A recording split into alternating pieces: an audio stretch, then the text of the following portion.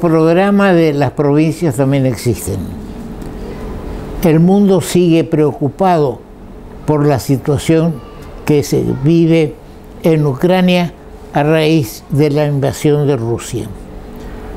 El Papa Francisco pidió poner fin a la repugnante guerra. Una condena lo hizo el domingo al presentar el Ángelus y se reunió también con el embajador ruso en Roma. Fue él a la embajada rusa. Lo que está ocurriendo es algo realmente fuera de época y de estilo. Hay una, aparte de demostrar una cierta incapacidad por parte de Rusia, que hace cuántos días tiene bloqueada la capital de Ucrania y no avanza, su infantería no está en condiciones de tomar Ucrania. Hay algo que suena mal. Condenar el nacionalismo. Yo creo que hay dos clases de nacionalismo. El nacionalismo de defender, que significa defender la nación, y un nacionalismo que tiende a coartar las libertades y demás. Estamos en presencia acá en Ucrania de un nacionalismo puro. Hay ciudadanos ucranianos que están residiendo en distintos lugares de Europa y que van a Ucrania para vestirse de soldados y defender su tierra. Ojalá nosotros no tengamos en nuestro país nunca necesidad de enfrentar una invasión, pero lo que sí es, tenemos que destacar que el argumento, por eso el Papa dice, no hay argumento que justifique lo que está ocurriendo. No dice, no nombra directamente a Rusia, pero indudablemente lo está diciendo. Es imposible que el argumento, uno de los argumentos sea que Ucrania había que combatir el nazismo en Ucrania. ¿Cómo puede ser Ucrania nazi si tiene un presidente judío, de religión judía, que llegó a ser presidente con el 70% de los votos, donde votaron de distintas religiones, hasta de la ortodoxa rusa, hasta el catolicismo del Papa, que también judíos seguramente, o no, porque no todos los que digamos estamos tildados directamente de judíos, como si fuera una nacionalidad, y no lo es, pensamos igual. Incluso acá en Corrientes pensamos distintos en algunas cosas. Así es. Ahora, a raíz de esto, la embajada de Polonia, la embajada argentina de Polonia, está teniendo una intensa actividad. Por eso nos comunicamos con Ana María Ramírez, correntina, egresada de la Facultad de Derecho de Corrientes, fue alumna mía en la época en que yo era profesor, y le mandé un correo hace unos días invitándola a tener una videollamada para conversar sobre el tema que está pasando en estos momentos en Polonia. Y me contestó, voy a leer algunos párrafos, me contestó diciendo: estimado y recordado profesor, coincido con usted, la vida da muchas vueltas y en esas vueltas hemos tenido la oportunidad de encontrarnos en ocasiones agradables. Se refiere a un encuentro que tuvimos hace muchos años, capaz 30, en Berlín, cuando ella todavía estaba al muro y ella estaba destinada como funcionaria de carrera dentro de la diplomacia en Berlín Oriental. Ya creo que lo hemos comentado este tema. Acepto con gusto su propuesta de participar en su programa de televisión. No sé en cuánto voy a contribuir, ya que mi misión es la de asistir a los compatriotas que desean ingresar a Polonia desde Ucrania. No puedo ofrecerle análisis político de la situación porque estoy abocada junto a mis colegas en una asistencia humanitaria. Lógicamente, el análisis político de la embajadora, de Ana María Ramírez o de cualquier embajador, está sujeto a la orientación o al camino que siga el Ministerio de Relaciones Exteriores, que es el superior jerárquico de todos los embajadores. Usted tiene la gentileza, sigue Ana María, usted tiene la gentileza de ofrecerme 2 opciones para participar en el programa nuestro y preferiría aceptar la del viernes próximo para grabar el programa. Este es mi último año de carrera, ya que el año próximo habría alcanzado la edad máxima para la jubilación. Y esto me llena de satisfacción. Admiro que usted siga en actividad y con toda la energía que requiere una profesión como la del periodismo. Seguimos en contacto. Cordiales saludos y a su disposición, Ana María. El próximo viernes trataremos de conectarnos. Me han mandado sus celulares y trataremos de comunicarnos con Ana María. Del tema, cómo influye el tema internacional en la situación nacional. El presidente se contagió de la palabra inicio una guerra contra la inflación, y lo que parece que la única guerra que comenzó con la sanción de la autorización legislativa para obtener un crédito del Fondo Monetario Internacional es la guerra entre Fernández y Cristina, que augura, en criterio de los analistas que están en Buenos Aires, y también uno se contagia leyéndolos y razonando, de que estamos en presencia de una posible ruptura real entre el presidente y su vicepresidenta. Cuando la oportunidad de tratarse de la resolución 125 en el gobierno de Cristina Kirchner y de Julio Cobos como vicepresidente, ella lo trató de traidor a Julio Cobos porque había votado en ese voto tan particular de voto no positivo. Es decir, que puede haber una similitud en este caso. La traidora sería ella, que no acompaña a su presidente, como Cobos no acompañó a su presidenta y fue tratado como traidor. Ahora vamos a entrar a los problemas de nuestra provincia.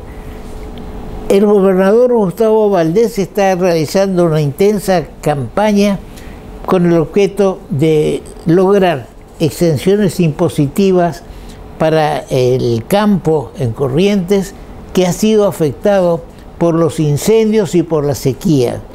También se habla de quita de retenciones, retenciones y el IVA.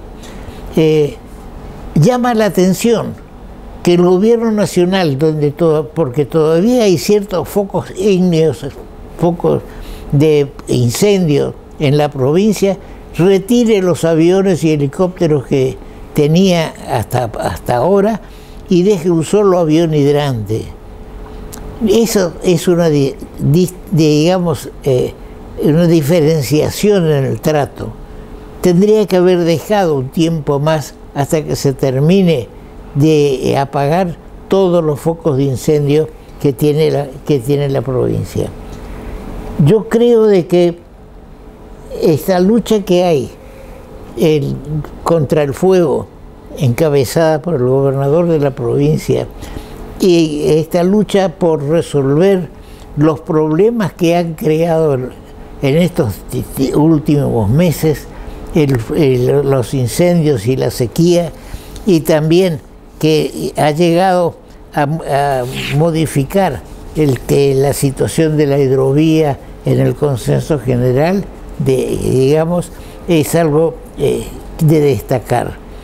También desde la vicegobernación se está empezando tampoco hace mucho tiempo que se asumieron los cargos, a realizar una actividad social importante, que hay que destacarla. La conducción política de la provincia está en manos en forma exclusiva, digamos, del gobernador de la provincia. El vicegobernador podrá ser un asesor o conversar con el gobernador, pero el que decide los temas es el gobernador de la provincia. Mientras que la vicegobernación, como ya lo fue también en el gobierno, la presencia de canteros, se está llevando a cabo una tarea de extensión, digamos, de la acción no solamente legislativa desde la vicegobernación, con el Colegio de Abogados, con excombatientes de Malvinas, recibiendo a mujeres en el Día de la Mujer. Tiene a su consideración una iniciativa del Rotary Club Corrientes Sur de elegir un monumento al padre en un terreno en la Costanera que ha sido cedido por la Municipalidad de Corrientes y que se está tratando ahora en el Consejo Deliberante. Ya el escultor está trabajando en el tema y seguramente el 17 de junio se podrá inaugurar el monumento al padre, que según el director de Cultura de la provincia, Romero, es el único monumento al padre que existe, o será el único monumento al padre que exista en todo el territorio provincial y tal vez en el nacional, donde hay bustos, pero no hay un monumento como el que presentó a consideración el Rotary Club Corrientes Sur. Bien, sobre este tema también debemos señalar que en estos 48, 72 horas robaron un banner del Rotary Club que estaba puesto en el lugar que la Municipalidad de Corrientes determinó que debía erigirse el monumento. Haremos porque yo integro el Rotary Club Corrientes Sur, la denuncia correspondiente en la comisaría primera. Bien, vamos a un corte. Municipalidad de Corrientes. Estamos con un economista correntino, Jesús Leguiza. Jesús Leguiza estudió acá en Corrientes en la UNE, después estuvo también en Brasil, en Francia, especializándose, y hoy lo tenemos con nosotros para hablar de la situación económica por la cual está atravesando el país. Hay un dicho que es estamos mejor no hablar, porque no hay nada que ofrecer. Nadie nos dice, vamos a ver cuál es la opinión de Jesús Leguiza, pero la mía personal es que uno no ve un futuro, y entonces, ¿cómo ves estos convenios que se hacen sobre precios, salarios, una situación difícil, los aumentos de precios que están dando en este momento? ¿Pueden ser acompañados con los salarios en la misma proporción? No, nunca van, siempre los salarios van Hay un dicho, los precios suben por el ascensor y los salarios suben por la escalera. Así es. Pero la gente que nos gobierna y ya hace bastante tiempo cree todavía en los acuerdos de precios y salarios, justamente. Y son muy necios, yo diría hipócritas, sin ofender a nadie, lo estoy ofendiendo, porque hace más de 4000 años que fracasan y fracasaron los acuerdos de precios y salarios. Enumerando, los egipcios, el Imperio Romano, todos esos fueron cayendo, la Revolución Francesa, la Alemania de la Primera Guerra Mundial, la Alemania de la Segunda Guerra Mundial, donde los precios cambiaban todos los días, Estados Unidos, Brasil en los años 30, Argentina en la época Perón. O sea, desde hace 4000 años hasta la época que ya nosotros vivíamos o vivimos, fracasaron los acuerdos de salarios y precios. Porque el primer efecto que produce es lo que se llama la disminución de la oferta de la demanda de dinero. La gente se quiere desprender del dinero. Cobra su sueldo, va al supermercado rápido para tratar de gastar todo porque a fin de mes no compra lo mismo.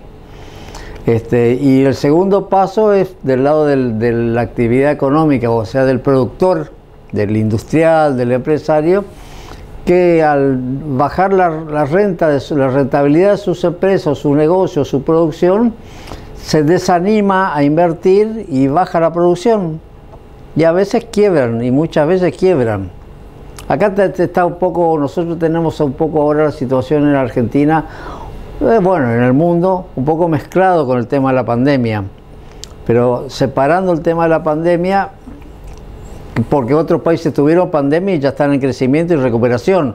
En cambio nosotros tuvimos la misma pandemia, el mismo problema que todo el mundo, pero nosotros seguimos cayendo. Sí, y ahora le declaramos la guerra a los precios. Yo tengo un amigo que vive acá a la vuelta, que dice, le declararon la guerra a los precios, yo me fui al supermercado y me mataron a tiro. Pero uno piensa que la guerra va a ser entre los productores de tomate y los de papas, que se van a tirar entre ellos, porque otra cosa, uno esperó con mucha ansiedad el discurso del viernes pasado del presidente, donde sí, anunció que empezaba la guerra. Bueno, y al final no dijo nada. No. Dijo de que cada ministro que iba a hacer su propia, digamos, su propio esquema de trabajo. Ahora, uno mira cómo están desarrollándose las cosas y cree, hablando de precios y salarios, hay algo que está vinculado con algo que ocurre todos los días. Uno va al supermercado, compra algo en la góndola, que dice tal cosa, 300 pesos. Después va a la caja con lo que se pueda comprar de acuerdo al poder adquisitivo y no sabe qué es lo que carga, si carga 300 pesos o 310 pesos o 320 pesos. Y mira después el ticket y no lee nada, porque está todo borrado. No cambian la cinta, no cambian o no le ponen tinta, no sé qué es. Sí, pero uno le dice el total 3.000 pesos. Quieren mirar a ver si son los mismos precios y no se puede saber. Ahora, ahí es donde tendría que actuar digamos, el control de precios, para que esto ocurre en restaurantes, en comedores, en todos lados. Tal es así que yo me fui en un restaurante a quejar, sí, y digo, yo no puedo saber qué es lo que me están cobrando. Claro. Que no es cuestión de la cinta, sino del sistema. Uno no sabe de qué se trata, pero que el problema existe y que uno dice, voy a comprar esto porque oferta 3 por 1. Ahora, no sabe qué es lo que termina pagando. Ahora, ¿cuál es tu opinión de este tema de las retenciones que se está sancionando una vez más? Un chiquito antes de eso. Sí. Por ejemplo, también el control de precios lo hacen en forma muy ineficiente, porque si se controla, se tienen que controlar todos los precios.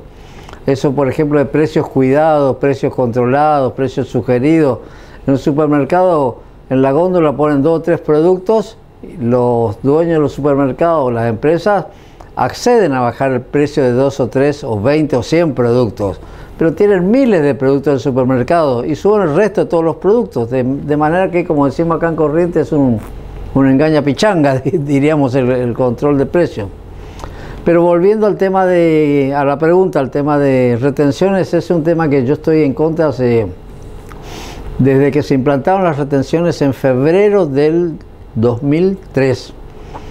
En febrero del 2003, cuando cae de la Rúa en el 2002, ya Remelennikov, que era el ministro de Duhalde, devaluó un 40%, que era lo que técnicamente estaba trazada la moneda argentina. Del 1 al 1 tenía que pasar de 1 a 1,40 el peso por dólar.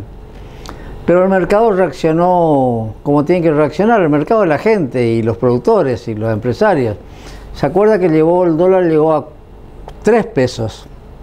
Y después se estabilizó en 2 pesos durante bastante tiempo. Ahí es cuando viene Kirchner, y claro, tenía un plafón de como el 100%, 80% de un dólar, de un peso devaluado, que terminó pagando toda la clase trabajadora y los ahorristas, y eso le permitió a Kirchner decir que empezó a crecer. La verdad que no, como dicen a veces en la televisión, el rebote del gato muerto. El país cayó tanto que rebotó, pero es recuperación más que crecimiento. Lo mismo estamos viviendo ahora. El gobierno cree que porque creció la economía después de la pandemia son exitosos. No, si caímos al piso y apenas estamos en el primer subsuelo, todavía no empezamos a crecer. Lo mismo pasa con las retenciones, porque está por el problema de la guerra de Rusia con Ucrania, realmente está afectando al precio internacional de varios productos. Con el trigo, Argentina es competencia, pero en cambio es consumidora de combustible, sobre todo de gas. Si bien tuvo su autonomía en una época, ahora, a pesar de que Ucrania está a 14.000, 15.000 kilómetros, uno cree que está lejos y que a nosotros no nos sucede nada, pero sin embargo afecta directamente a la Argentina. Y el gobierno, que cree que con control de precios va a solucionar y va a evitar que Argentina exporte trigo, pone retenciones para evitar que se exporte trigo. La verdad que trigo Argentina tiene más de 11.000 millones de toneladas, consume la mayor parte, y el único comprador de trigo por el convenio Mercosur es Brasil. Y Brasil compra trigo de Argentina para trigo pan, al trigo candeal, para pan y fideo el candeal, porque quiere, porque tiene arancel cero con el Mercosur. Pero si Brasil se le ocurre, puede importar trigo de Canadá, hasta del mismo Europa, puede importar trigo subsidiado. De manera que todo lo que hacen no saben, son lo del gobierno, lo del Ministerio de Economía o Hacienda, como se quiera llamar, son intelectualmente precarios, no tienen conocimiento y hacen mal las cosas, y seguirán haciendo mal las cosas. Ahora, este tema de las retenciones no es algo similar a la famosa resolución 125, que es obra de Lustó, que sí, hoy se presenta como senador nacional y que aparecería como aspirante a jefe de gobierno de la ciudad de Buenos Aires. Ahora, si antes hizo la resolución 125, sí, para mí está inhibido ahora de opinar y hablar, o claro, de ponerse en contra. Bueno, es un problema de su personalidad, diríamos. Sí. Por la resolución 125 era aumentar las retenciones, y así con otra mentirita a medias se llamó retenciones extendidas, que quería decir que eran unas retenciones no fijas, sino variables en función del precio de los productos de exportación de carne, o los productos que estaban, o de la pampa húmeda, mejor dicho, que es la mayoría, la soja, el trigo, el girasol, que si suben los precios internacionales, suben las retenciones. Si bajan los precios internacionales, bajan las retenciones. De manera que el Estado cobra siempre sus mismos impuestos. Pero ahora están queriendo poner, mejor dicho, no impusieron retenciones porque no podían hacerlo. Y hace 2 o 3 semanas se publicó en el Boletín Oficial una resolución del Ministerio de Economía de la Nación donde prohibía otorgar lo que se llaman permisos de exportación o certificados, declaraciones juradas de exportación, mejor dicho. Eso hace todo el sector ganadero, el sector productor agropecuario, quiero decir, que es un logro que tuvo dicho sector en los años del proceso militar de los 80, sí.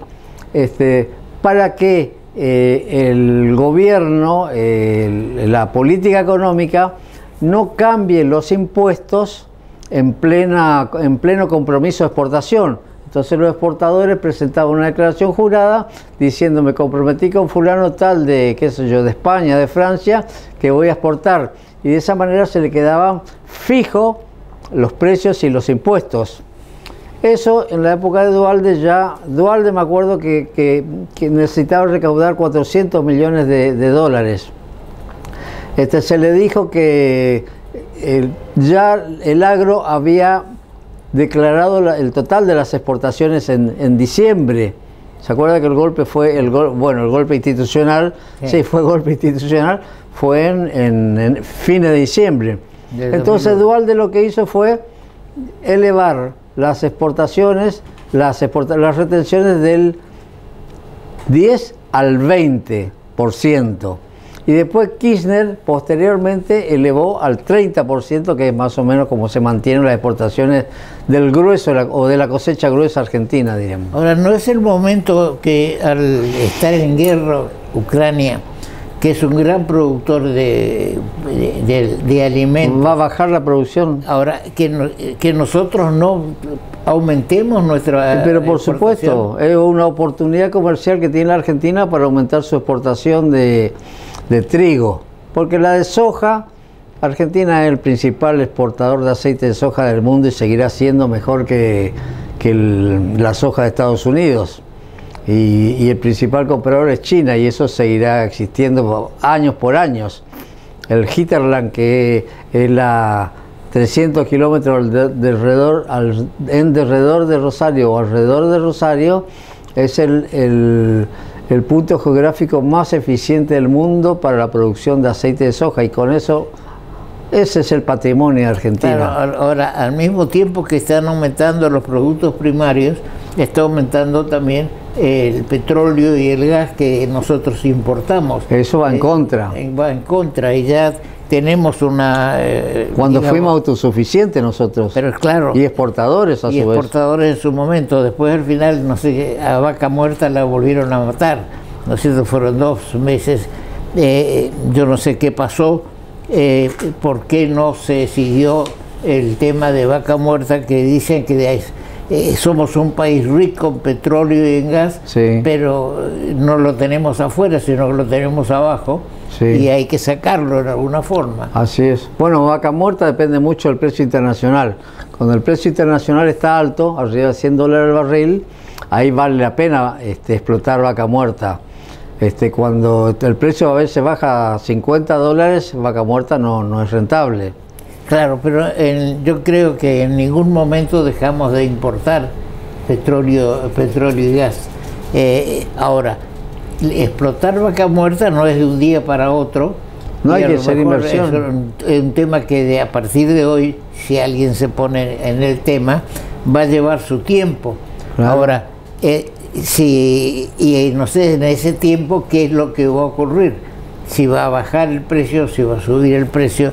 Seguramente que va a subir, y lo tenemos ya en el caso de la nafta, que ya tuvo un aumento y seguramente volverá a tener va a seguir habiendo aumento, y eso se va a trasladar a los precios, y ahí se arma un círculo vicioso de aumento de precios y claro, porque todo se de mueve, distintas mercaderías. es que, porque los camiones se mueven con gasoil o con Gasoil que también importamos. y también pues, se importa. Y si eso sube la producción que está llevando de un lado para otro. Ahora, lo que no tiene explicación es que el kilowatt que pagamos nosotros acá, teniendo Yacyretá, sea mayor, que lo que se está cobrando en, digamos, en Capital Federal. En Capital Federal. Eso es una injusticia, porque todos los productos, los precios de los productos también dependen del costo de transporte.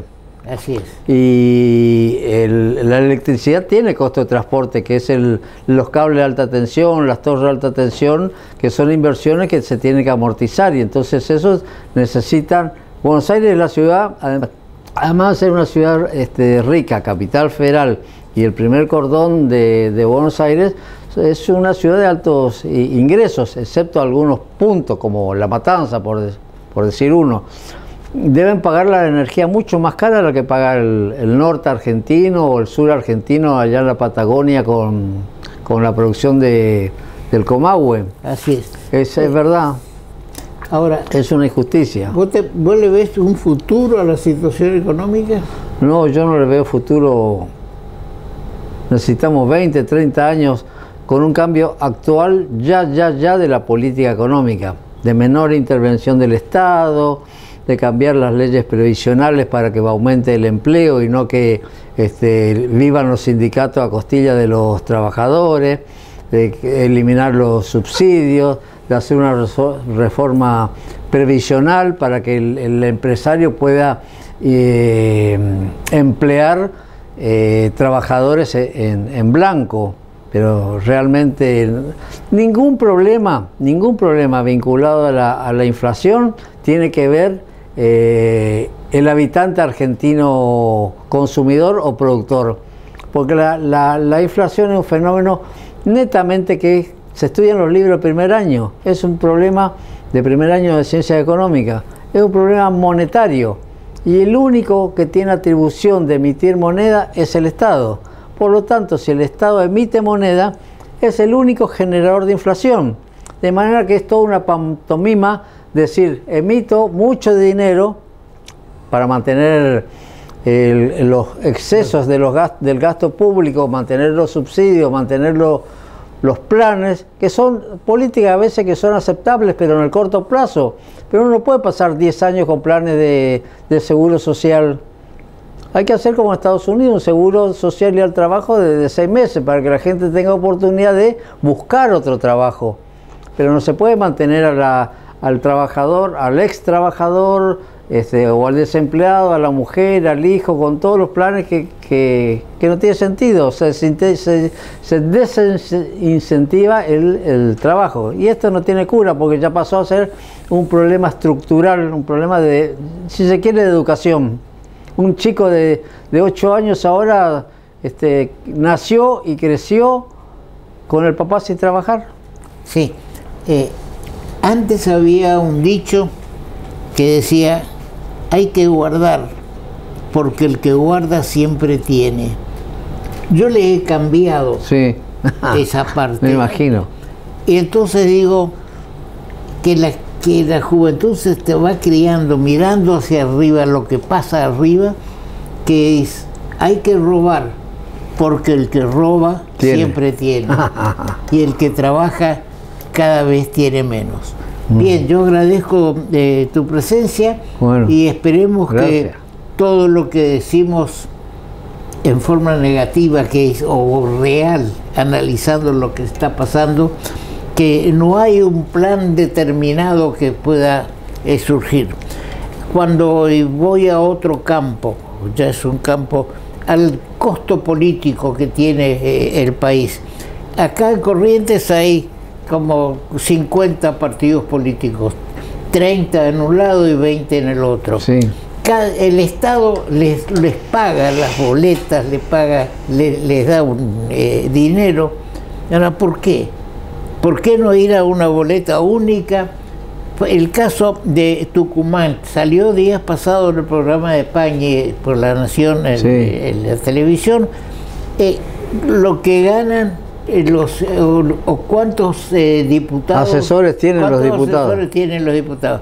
46 asesores pueden tener en Tucumán.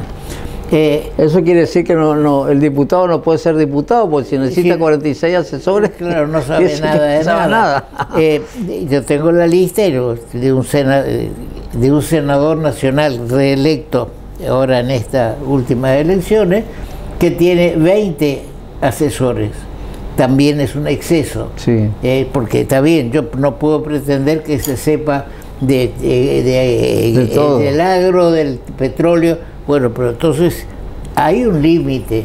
5, 10. Y ahí el costo político no está, digamos, en ninguno de los programas de los partidos políticos o de los frentes. Disminuir el costo de funcionamiento del Estado. Claro, lo que sí yo pienso de que si no se está de acuerdo con el acuerdo con el Fondo Monetario, bueno, a mí no me gusta este plan, pero yo presento este otro. Pero todo se concentra, o una parte, porque al final fue aprobado, otro proyecto distinto al que hizo el Poder Ejecutivo, sí. Pero nadie dice, no, los que dicen que esto está malo, votaron en contra, no ponen en la balanza y dicen, una opción. Yo propongo esto otro. Claro. Pero es muy fácil, las opciones ya mencionamos acá, son 5 medidas políticas económicas las que hay que tomar. Previsional, cambiaria. Sí, pero ¿quién le pone el cascabel al gato eso se necesita cuando hay elecciones el año que viene? Claro, ese es el tema. Ese es el tema. Y yendo al tema... digamos, otro cantar es, perdón, sí.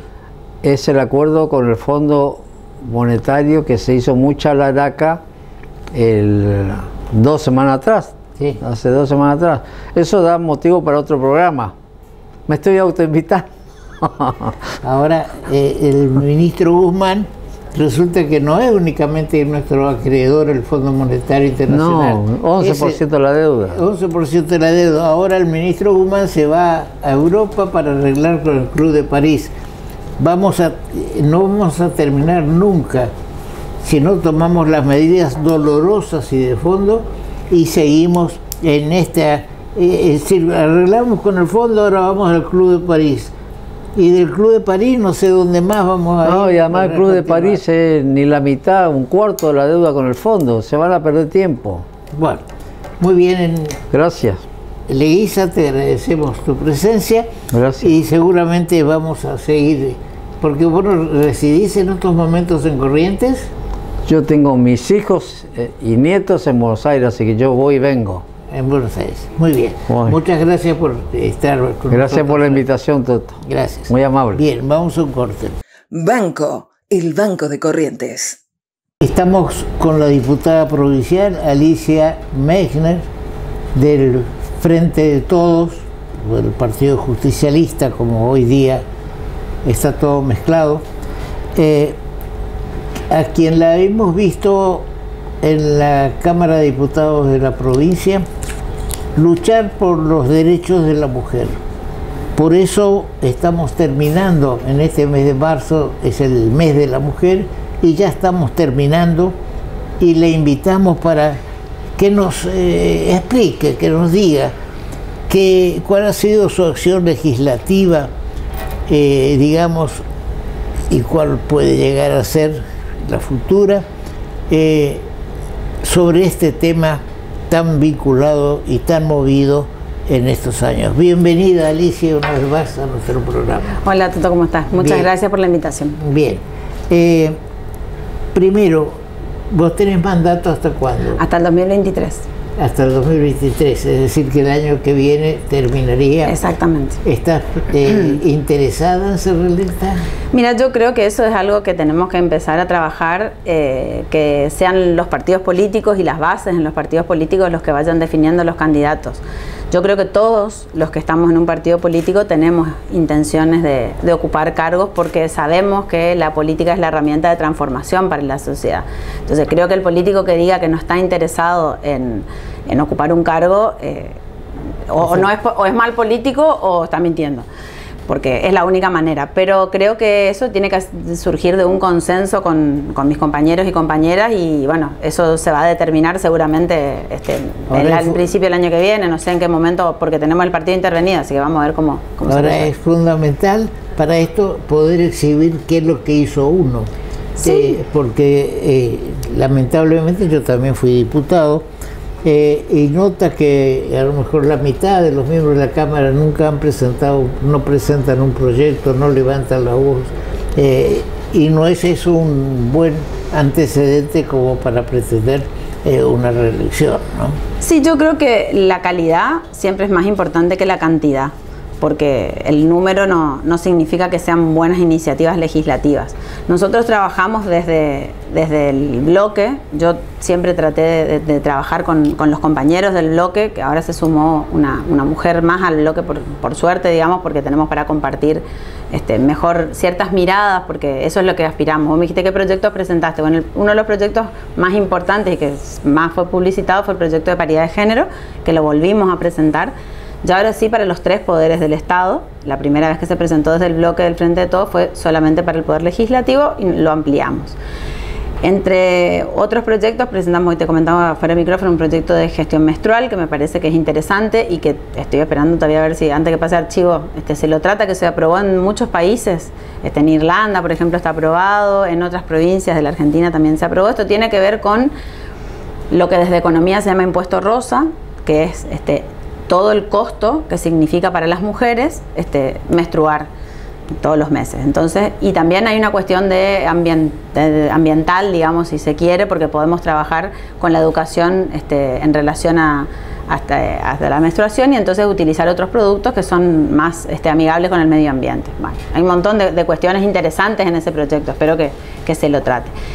Y siempre estamos pidiendo informes, no solamente es en relación a la violencia contra la mujer, sino también contra la niñez. Y el último informe que pedimos es por las estadísticas que el día 8 de marzo, cuando se conmemora el Día Internacional de la Mujer Trabajadora, presenta al Poder Judicial, en donde hay casi 2.000 casos de denuncias. Esto estamos hablando ya de denuncias que han llegado al Poder Judicial. Casi 2.000 casos en el interior y casi 1.000 casos en Capital en el 2021. Acá en Corrientes. Acá en Corrientes, en la provincia de Corrientes. Entonces, nosotros estamos pensando cuáles son las iniciativas que tiene, o los planes, o los proyectos, o los programas que tiene el gobierno provincial en relación a prevención de la violencia de género contra mujeres y niñas. Y diversidad, habría que agregarle también, porque esto está bastante invisibilizado acá en Corrientes. Inclusive el 1 de marzo hubo una manifestación de la comunidad LGTBQI+, y los corrieron de la legislatura. Y yo me acordaba cuando nos corrieron nosotros un año que fuimos a reclamar por paridad también. Y creo que eso muestra un poquito, ¿no?, la ceguera o la cerrazón que se tiene cuando uno está en el poder a escuchar otras voces. Ahora, vos me decías que el proyecto de paridad de género estuvo paralizado.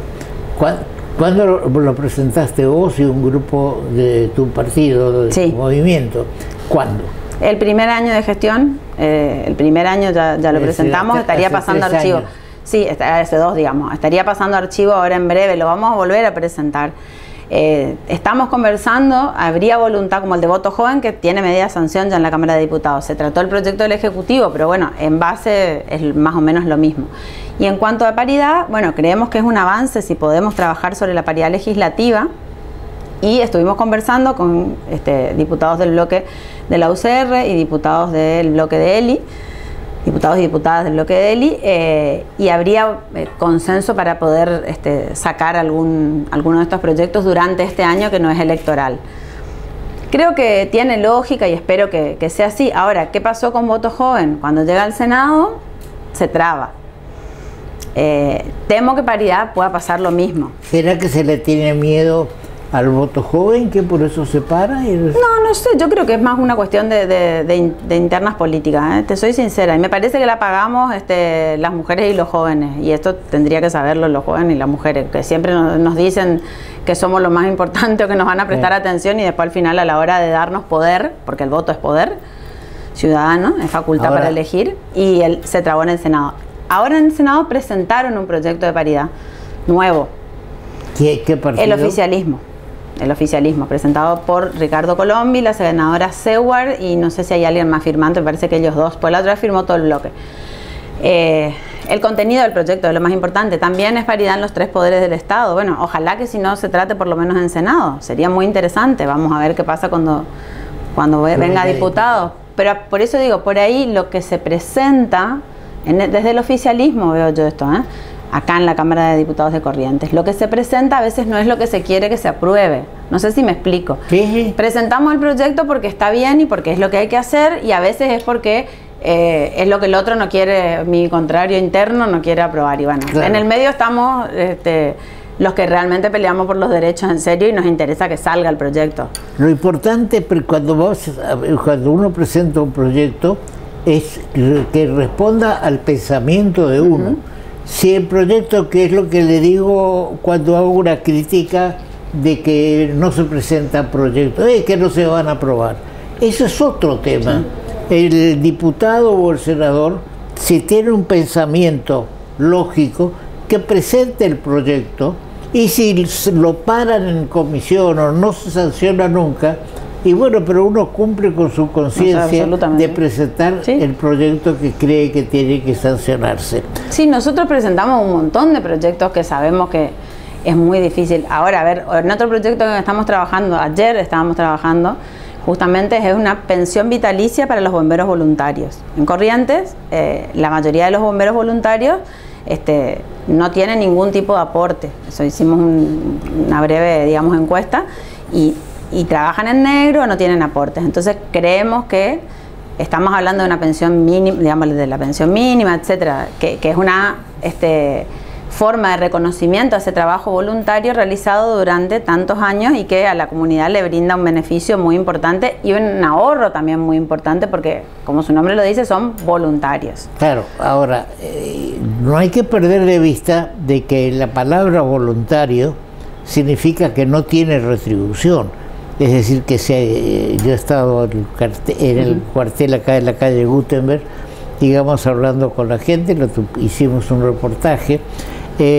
No sea cosa que sea un motivo del hecho de que tengan una retribución o un aporte, otra vez un costo político y digamos, la oportunidad de hacer política sobre los bomberos. No, bueno, por lo menos es lo que vos me acabas de decir, o sea, todo lo contrario, es mi convicción, por lo menos, y creo que la convicción del bloque, que hay un vacío legal ahí que hay que llenar, en el sentido de que el que tiene su trabajo formal y hace sus aportes va a cobrar su jubilación, la que tenga. La mayoría de ellos tiene trabajo, el problema son los que no tienen trabajo formal, y entonces terminan su actividad laboral, y llegan a un momento de jubilación en el cual no tienen ningún tipo de ayuda.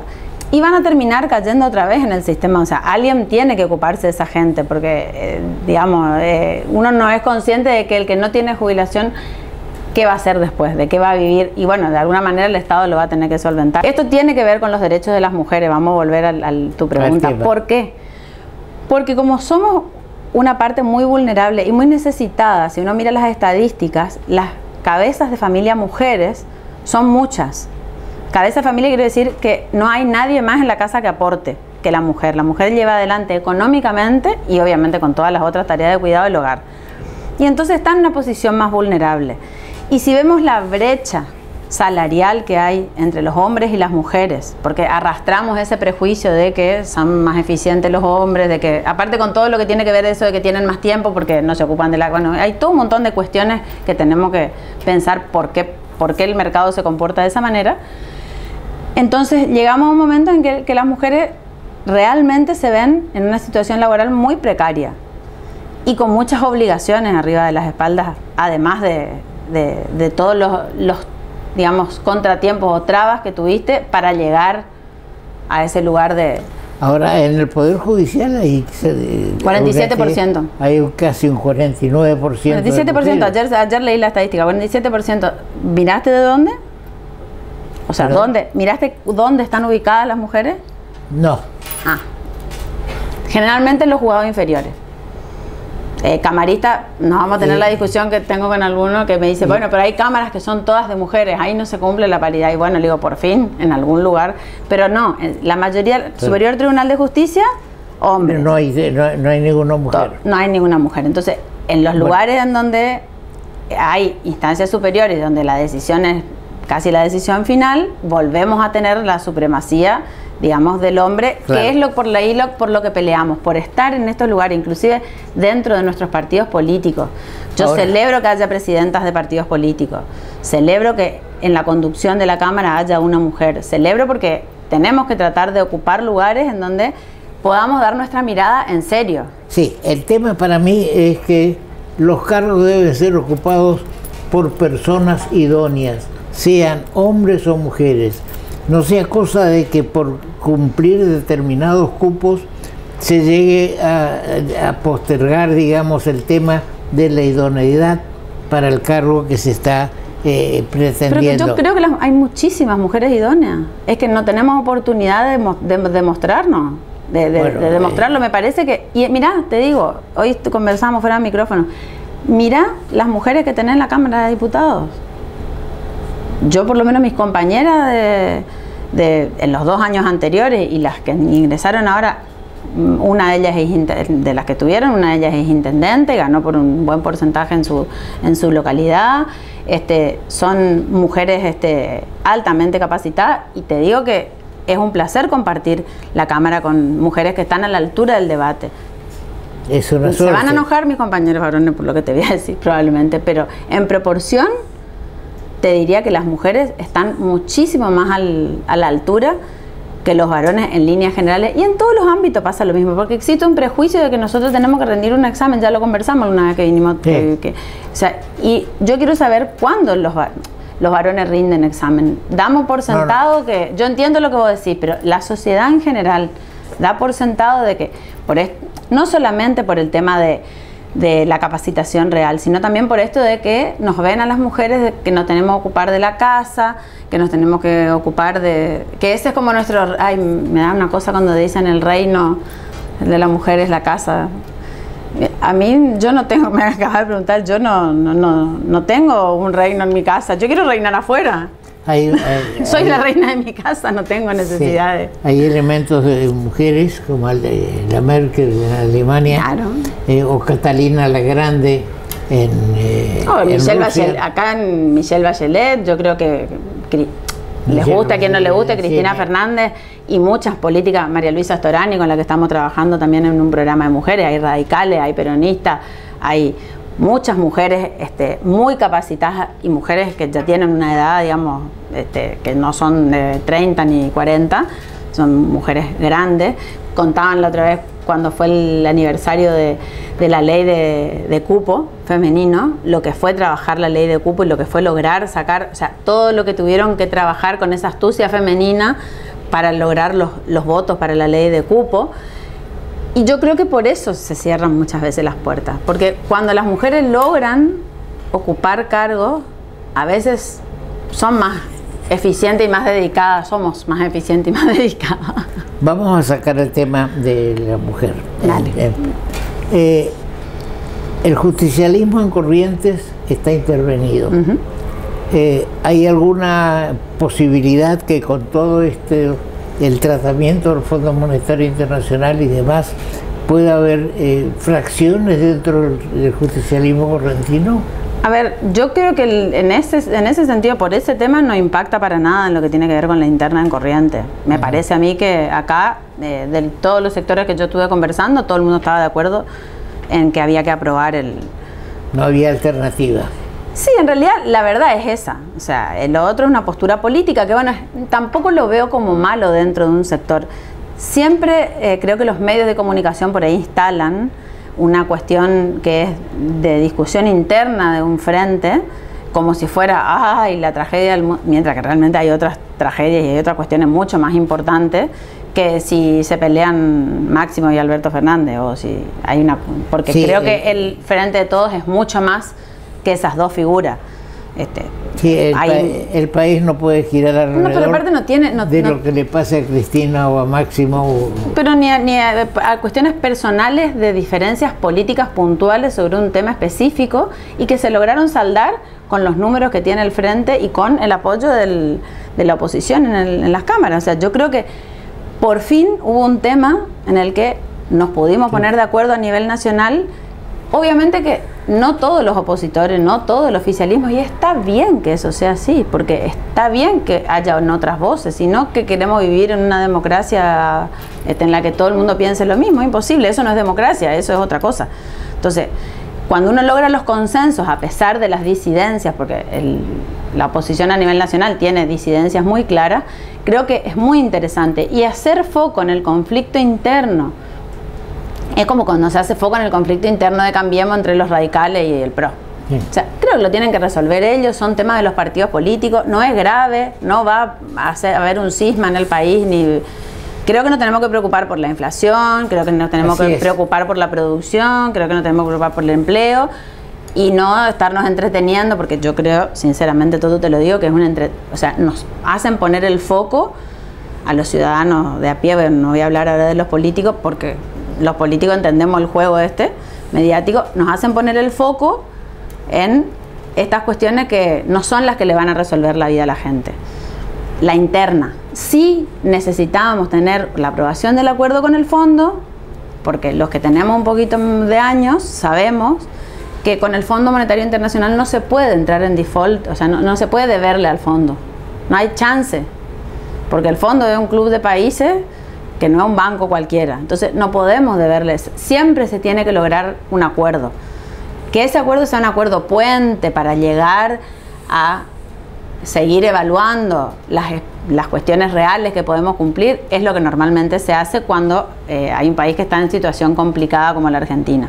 Lo he visto en el 2001, claramente. ¿Cuántas revisiones tuvimos? Lo tuvimos a los amigos del Fondo Monetario instalado, creo que 2 años fácil, sí, 2001 y 2002 seguro, viniendo cada 2 y 3 meses a monitorear. Y se firmaban acuerdos cada 3, 4, 5 meses o 6 meses, no sé, se firmaban este tipo de acuerdos puente que se llaman. Te digo que el problema no está en firmar acuerdos, sino en cumplirlos. Claro, sí, pasa que hay veces que se firman acuerdos que tienen que ver con cumplir con la parte formal, ¿sí? Para justamente no quedar como que Argentina no quiere cumplir porque no es la voluntad. Y el Fondo Monetario hace su parte en decir, ok, firmamos el acuerdo, sabemos que lo que nos están prometiendo probablemente no lo puedan cumplir, entonces vamos a ir a monitorear que estén yendo hacia ese camino que queremos nosotros, que era lo que en su momento no queríamos, por lo menos desde el sector político al que yo pertenezco. O sea, que nuevamente tengamos, porque esa es la diferencia entre el Fondo Monetario y cualquier otro acreedor, ¿no? Ahora, internamente te... ¿perteneces a algún grupo dentro del...? Sí, nosotros tenemos nuestra línea interna, que es una línea interna que tiene, digamos, años de trayectoria dentro del PJ, pero creo que estamos... ¿Cómo se llama? No tenemos un nombre específico. 11 de marzo se llamaban siempre en nuestras listas, pero creo que lo más importante es que estamos trabajando muy bien en conjunto y particularmente creo que si algo nos destacó al al compañero Rubén, que con la renovación justicialista iniciaron esta línea interna junto a mi padre y otro grupo de compañeros y compañeras, creo que es el consenso y tratar siempre de lograr que las cosas salgan para todos, ¿no? Para la mayoría. Bien, Alicia, muchas gracias. No, por favor. Veo que sos una luchadora interesante y que seguramente tu partido te va a respaldar. Ojalá, como decís vos, se reconozca el trabajo, la capacidad y la voluntad que le pone uno para resolver los problemas de la gente y para tratar de generar proyectos en la legislatura que tengan que ver con lo que nuestro partido, nuestro frente quiere del país, de la provincia, que a eso se refiere, ¿no? Para lo que uno trabaja todos los días. Bien, muchas gracias, No, gracias y a vos. éxito. Gracias. Seguimos con el programa. Municipalidad de Corrientes. Y para cerrar nuestro comentario de hoy, en el cual tuvimos al economista Jesús Leguiza, correntino, y también a Alicia Meisler, luchadora por los derechos de la mujer, en esto que llamamos la finalización del mes de la mujer, quiero señalar algo que para mí es muy importante. Vi bien, con cierta satisfacción, que se le haya permitido al expresidente Macri, que no podía salir del país por resolución judicial, que se le haya autorizado para salir del país y viajar a Europa. Porque pensé que, como seguramente usted, pensé que iba a una reunión comercial o una reunión importante para el país, porque él ha sido presidente de la República, pretende, algunos dicen que pretende volver a hacerlo, pero ¿saben qué? ¿Para qué se fue a Europa? A un concurso de bridge. ¿Qué es el bridge? Un juego de cartas.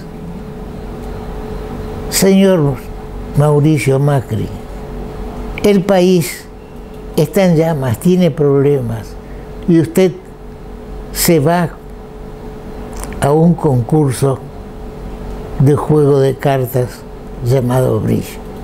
Censurable, censurable. Bien, será hasta nuestro próximo programa, en que esperemos poder tomar contacto con la embajadora en Polonia, Ana María Ramírez, correntina, y esa alumna de quien les habla.